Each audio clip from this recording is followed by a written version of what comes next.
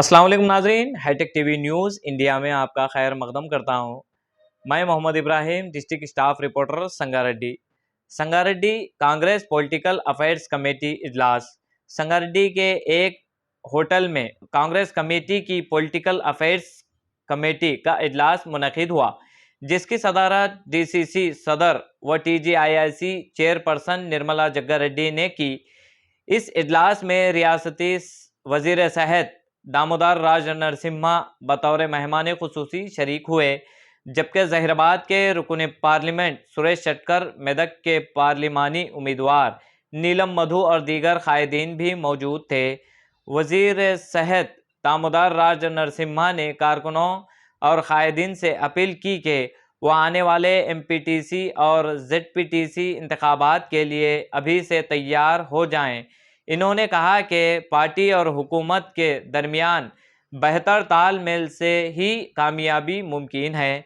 हुकूमत की जानिब से रोज़गार, किसानों के लिए रियायतें, इंदिरम्मा हाउसिंग स्कीम और सेहत के शोबे में बड़े इक़दाम किए जा रहे हैं, जिन्हें आवाम तक पहुँचाना कारकुनों की जिम्मेदारी है। निर्मला जग्गारेड्डी ने जोर देते हुए कहा कि मुकामी इंतखाबात में कामयाबी के लिए पार्टी की ताकत और कमज़ोरियों से संजीदगी से गौर करना होगा। इन्होंने बीजेपी पर ख़वातीन बिल के मामले में साजिश का इल्ज़ाम लगाते हुए कहा कि इस हकीकत को आवाम के सामने लाया जाए। एमपी सुरेश शटकर ने कहा कि हालिया सरपंच इंतखाबात में कांग्रेस ने बड़ी कामयाबी हासिल की है और आइंदा इंतखाबात में भी इस जज्बे के साथ आगे बढ़ने की ज़रूरत है। नीलम मधु ने तमाम तबक़ात को नुमाइंदगी देने पर जोर दिया। इस इजलास में मुत्तहिद मुकामी रहनुमाओं और अवामी नुमाइंदों ने शिरकत की और पार्टी को मज़ीद मजबूत बनाने के अज़्म का इजहार किया।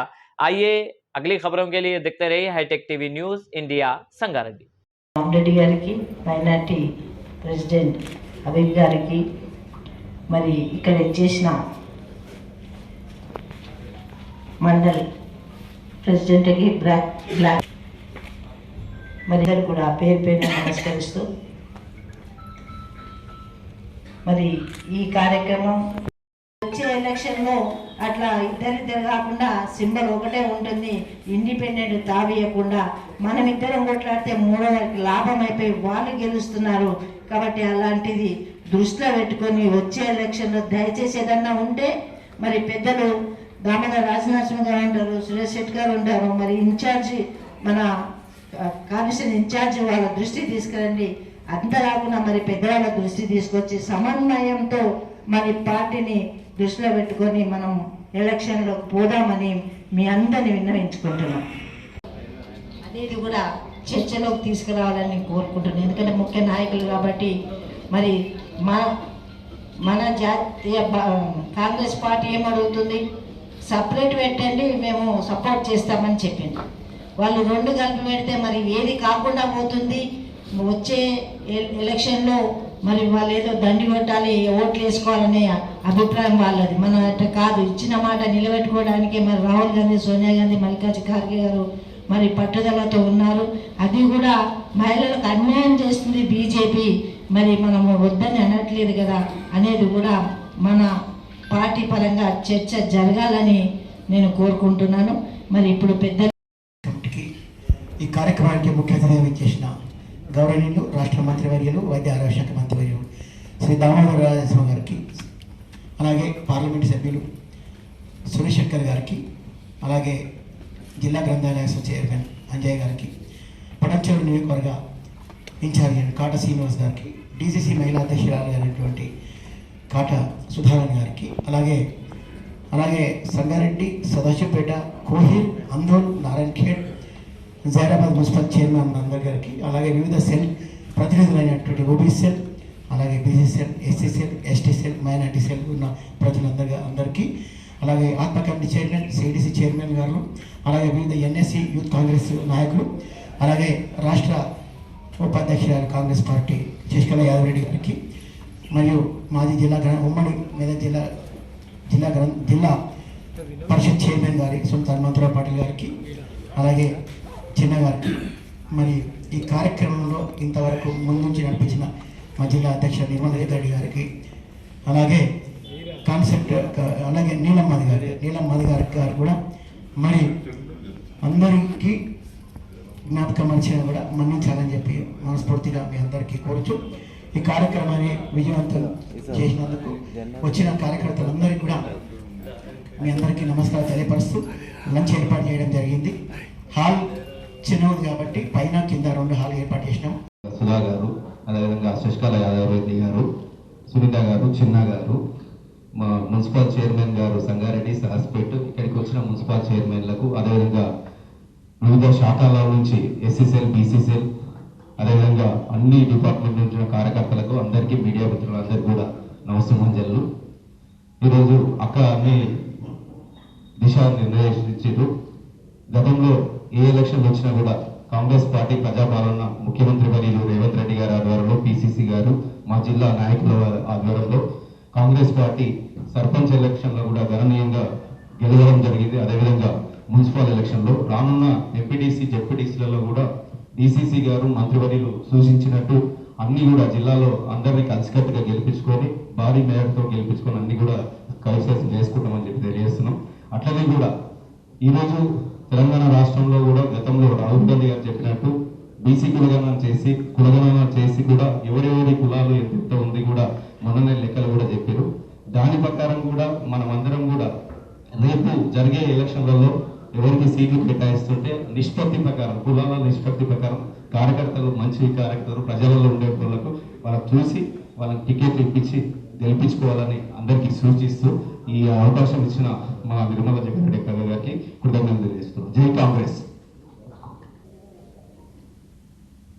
సమన్వయం ఉన్నది, ఇంకా ఆ సమన్వయాన్ని మనం బలోపేతం చేసుకోవాలి. మున్సిపల్ ఎలక్షన్స్లో ఏమి గెలిచాము,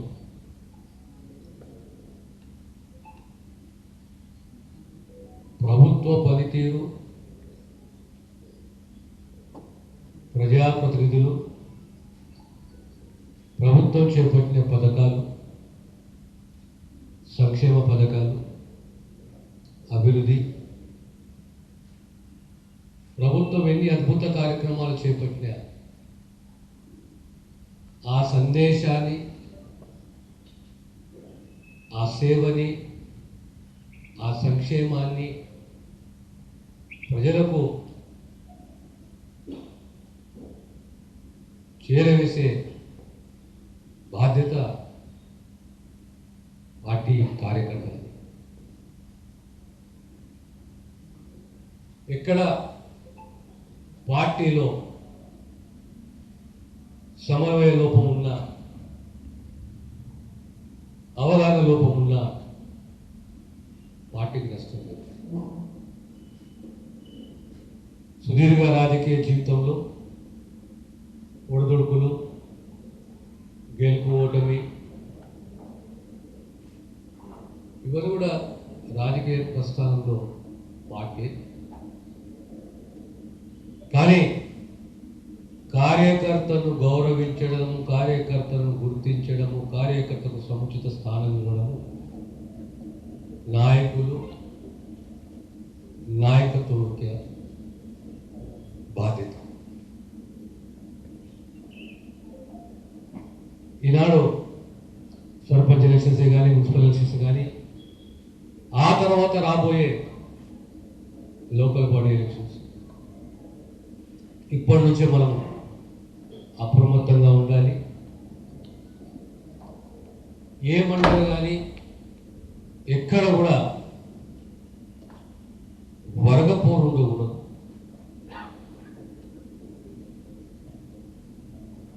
పార్టీకి నష్టం ఈ వర్గపోరుకుంటే.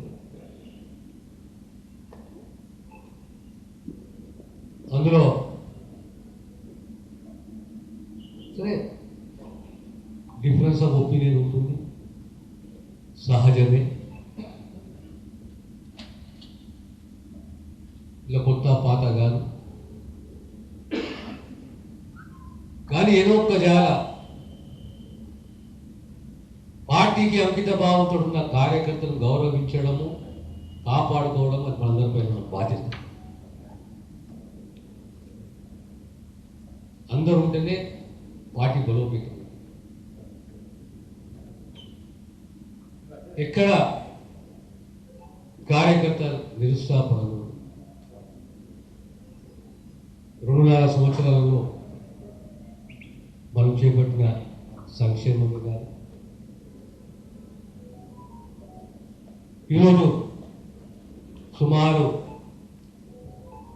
70,000 ప్రభుత్వ ఉద్యోగాలు ఈరోజు నిరుద్యోగులకు అందించిన చరిత్ర కాంగ్రెస్ ప్రభుత్వం అందినగలుగుతుంది. ఆ శాఖ ఈ శాఖ అనకుండా ఆరోగ్య శాఖకే వద్దాం. ఇంకొక